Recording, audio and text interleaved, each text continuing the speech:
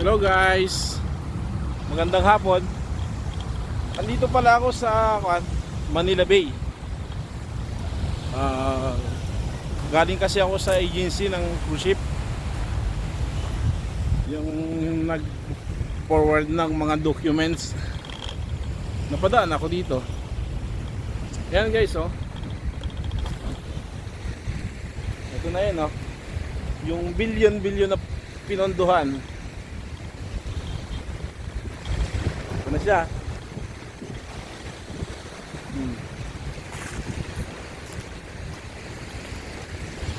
Ikutin nga natin to guys. Tapos ito yung US Embassy. Kaya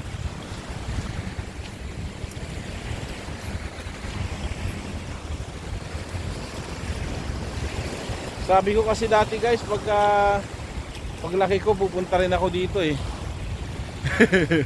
Ayan na. Ito na yun guys, ah. Malinaw naman siya. Ang pinagkaiba lang niya dati is naamoy mo talaga yung basura sa gilid. Kung nandun ka sa pinakadulo pa dun, naamoy mo na yung singaw. Pero ngayon yung singaw ng tubig dito guys, para na siyang normal na yung mga dagat sa probinsya. Kaso madaming basura guys, oh. Yan, oh. Sa likod ko. Doon sa dulo. Wala na, hindi na ata ito nalilinisan. Sayang.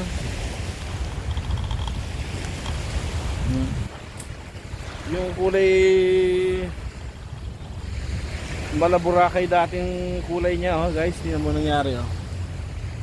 Ayan, oh.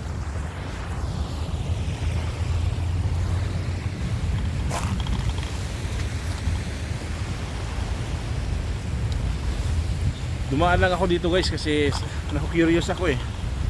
Sabi ko, tumatanda na tayo, hindi ko pa naapakan tong buhangin na to. Diba guys, ang ganda niya.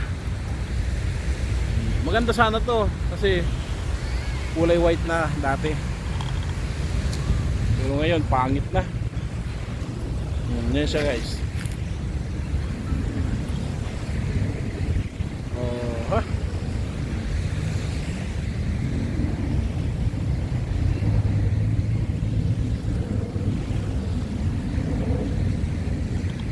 Sayang lang yung pinundo dito guys, promise.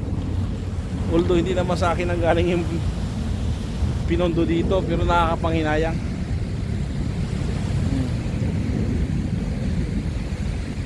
Ilang taon lang napakinabangan. Napapakinabangan naman ngayon kasi marami na namamasyal. Ibig sabihin eh, hindi katulad na hindi siya pang matagalan talaga na maganda.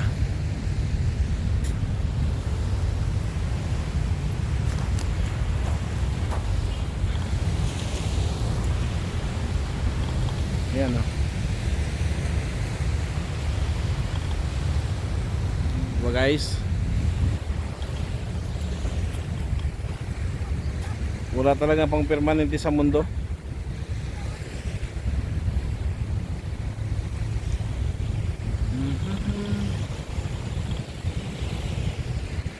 Ito yan guys, oh.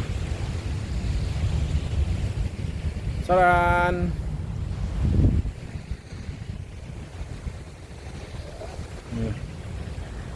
Ayan, oh. Nandun sa dulo. So paano guys, ganito na lang muna yung ating short video. 5 minutes na. Baka masilip na naman tayo ni Lolo Meta.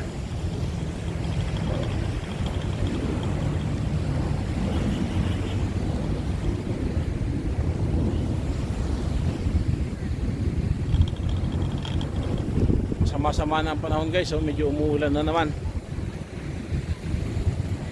Kaya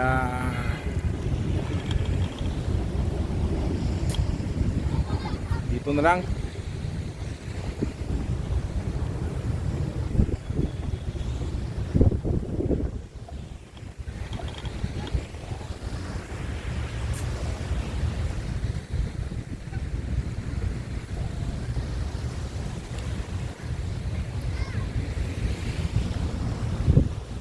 Bye guys, ingat.